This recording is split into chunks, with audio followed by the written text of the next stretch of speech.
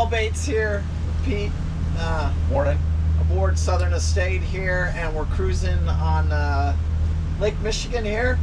Very nice, calm day. We can make videos when it's calm out here. Yeah. But the other day, I made a video talking about the three different styles, the main three different styles. You still have the Portuguese bridge, but that's a whole different class of boat, in my opinion. Those boats are a little more offshore. These are just coastal cruising trawlers, you know, getting your boat ready to do America's Great Loop. Anyway, today I really want to talk about what price range you should be paying for these 40-year-old trawlers. And when I say a 40-year-old trawler, I'm talking like 70 to about the year 1990, somewhere right around there. Those are the in that era right there are the boats that I'm talking about. And this is, again, this is just my opinion, because there's I'll probably get a lot of slack for this video, because I want to just, this boat right here, Southern Estate, this exact boat right here, the owner, 3 years ago probably had this boat listed at $129,000. He then listed it at $89,000, and that's when I saw the boat, and it was about a year and a half, 2 years ago that I saw this boat. I did a video on YouTube, and it just kind of, it gives you a clue who Paul Bates is. If you can't put the pieces together by this, then I don't know what to tell you. But I said in that video that I was going to buy this boat for $25,000, and it happened. It was just a freak luck of nature, or unlucky, however you want to look at it. And I promise you, you can't. It's hard to find a boat like this. Yeah, it really is. It was once in a lifetime. But the thing is, the 2 years prior, I did all the research and all the homework on the boat. I've been talking to the owner. I knew the boat pretty well. I've been trying to find one with new fuel tanks but you have to get into the mindset of the seller when you're looking at these boats, and you have to, all three of my trawlers, I did not pay asking price for any one of the three of them, and all three of them were under $40,000. And in my opinion, there's no 40-year-old trawler that's worth more than probably about $70,000. That's just, that is the cutoff point, in my opinion. And for 70 grand, that thing better be brand new, and it better have new fuel tanks, and it better have full electronics on it. And I'm talking brand new Ray Marine or Garmin electronics on, no old bullshit. And that's, again, these are just my opinions, because these are old trawlers. They've done their job, most of them. I personally like the Ford Lehmans. I've had them in all four of my boats, or all three of my trawlers, and I'm going to stick with the Ford Lehmans just because I can work on them and I can keep them running, and they're very, very reliable, easy engines to keep running. Yeah, and when you hit that button, they fire right up. They're unbelievable. I have nothing but good to say about those motors. They do smell a little, you can smell a little diesel that maybe than on the newer motors, but other than that, they're just an awesome machine. Yeah, and when you guys are looking for your trawlers, I'm not saying that the Lehmans are the greatest engine. I mean, Perkins is out there. You see a lot of them with Perkins, a lot of them with the Detroits. I'm not a huge Detroit fan. I'm not a huge Detroit fan either. Usually those are in the more the go-fast boats, with the go-fast trawlers, let's call them. The slower lugger trawlers, the 6, 7, 8 knot, 9 knot trawlers, they're going to have Lehmans or Perkins, something like that. Or John Deere's. Those are my favorite engines.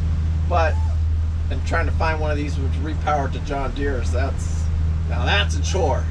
Now that boat, if you found one of these repowered with John Deere's, you'd be looking at well over 100K. But anyway, let's get back to the mindset of the seller.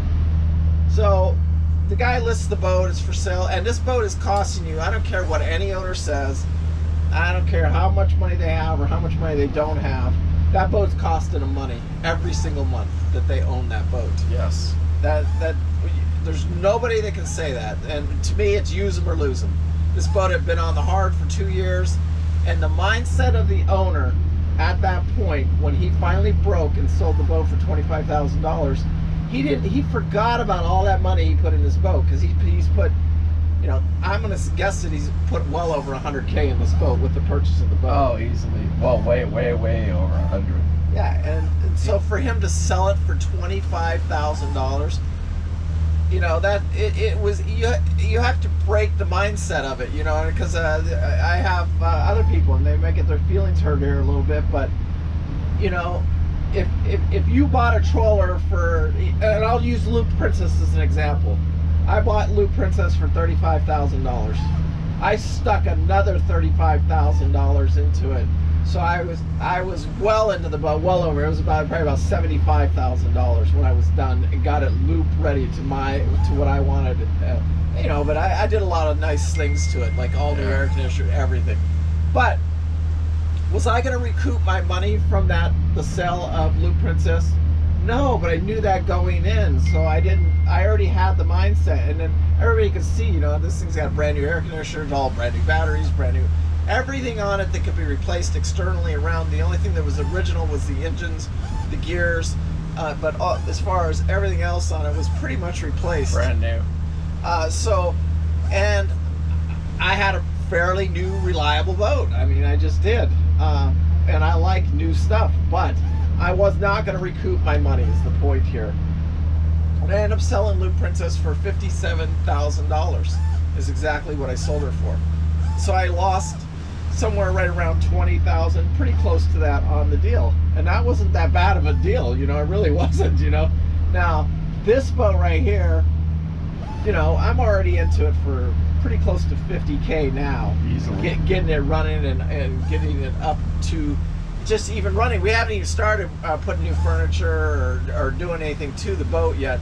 We've done a bunch of little stuff. Yeah, I have. Yeah, I put a new mattress in the front bedroom. Put all new batteries in it. Mechanically, you guys saw the videos where we put the oil coolers on it, the transmission coolers. Yeah. Put all that stuff new.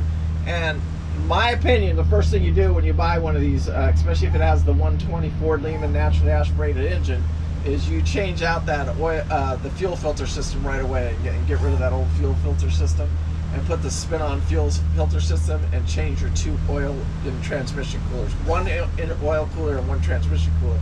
So two coolers for each engine, and just do it. I mean, I don't care. It's peace of mind. Yeah, it's peace of mind. And you want to blow a $7,000 gear because it got salt water in it? No, you don't. Anyway, I just really want to put it in your head, you know, that you've got to really, you know, patience and time. I'll say it a million times. I've learned that's the biggest lesson in life I've learned is patience and time.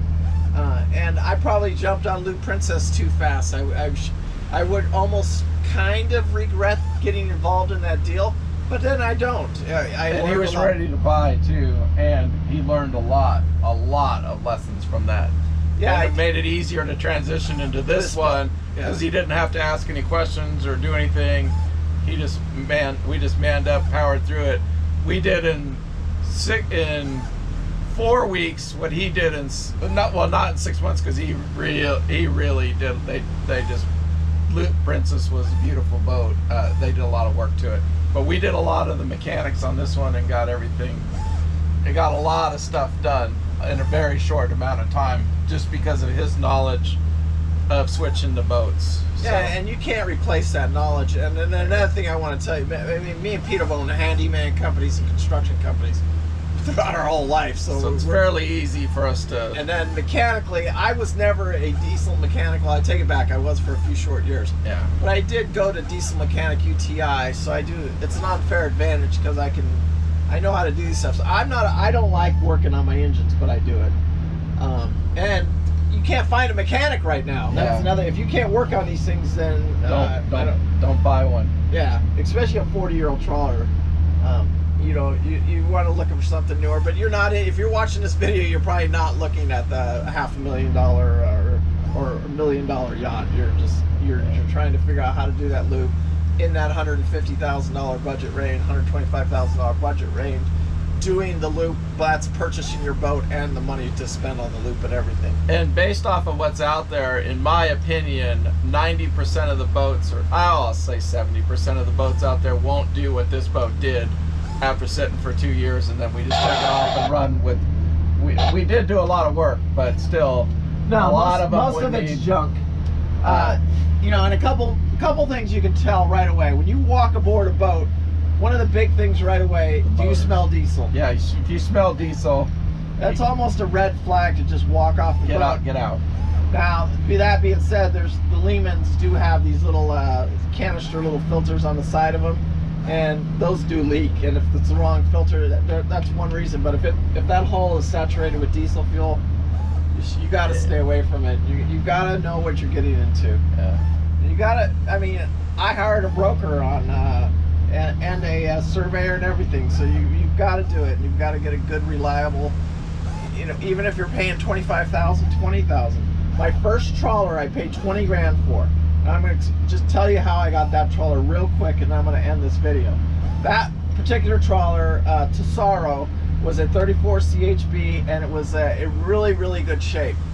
I called the owner. I said, I'll be down. I was living in Vegas at the time, and the boat was in LA, and I told him I would come down, I would see the boat. He was asking $30,000 for the boat. I didn't have $30,000, but I figured if I took my time to go down and look at the boat, he may take my offer. So I got in my car, me and Beverly, we drove down there, we looked at the boat, we fell in love with the boat. And we offered the guy $20,000 cash. And he said no. He said no. And I said, well, this is all the money that I have, so that, you know, my offer's firm and I have to stand with it. So then I walked away, and I said, and the offer's good, just call me unless I find something else. And so about 2 months later, literally 2 months later, the guy calls me up and says, hey, if you still have that $20,000 and you still want this boat, the boat is yours. And so I said, okay, I'll see you tomorrow, is exactly what I told him. And me and Bev got in the car, and we had $20,000 in cash, and we took him down the $20,000. Now that boat was pretty easy. It was in pretty decent shape. It didn't need a whole lot of work, but it did have original fuel tanks in it. And I stuck probably, I don't know, $3,000 or $4,000 into it, putting new canvas on it and stuff like that. And then when I went to go sell it, I didn't even say anything. I just put a little ad on Facebook or something, and it was sold in 15 minutes for $25,000. So those are the deals that I'm personally looking for, those type of deals like that. So anyway, it's just get your mindset in there. I mean, you're gonna have to hire a broker. You have to go out and look and see what the trawler you want, and then you have to dig down into that web. And really, you know, Facebook's a good, they have like 2 or 3 different things on Facebook. That's where I actually saw this boat. That's where I found it. But I had to go way back in the search history. It was not in the beginning. It was way back in the, I mean, it took me probably months to find this boat right here. And even on Craigslist and go over all, you gotta go everywhere, dude. You gotta look everywhere. And the situation with this boat, there's 2 reasons we got it at for that price. The situation that it was in, cash and quick. Yeah, quick, and then and being able to satisfy the buyer and knowing what we got involved in. And then the location of the boat was no good. I mean, he had a lot of things fighting against him. A lot of red flags. Fighting against them, so it made the boat more difficult. But we knew the boat. We understood what we were getting into. We took a chance too. We did take a chance. Yes. We didn't know when we got to the boat whether we were going to have a salvage boat or something we just resell real quick, or something we can keep and live on for a little while. Anyway, Pete and Paul, peace out. Thank you guys. We appreciate it. If you need any help, please reach out to us. We're happy, especially if you see us out here trawling and you need us to look at a boat or have an opinion about it.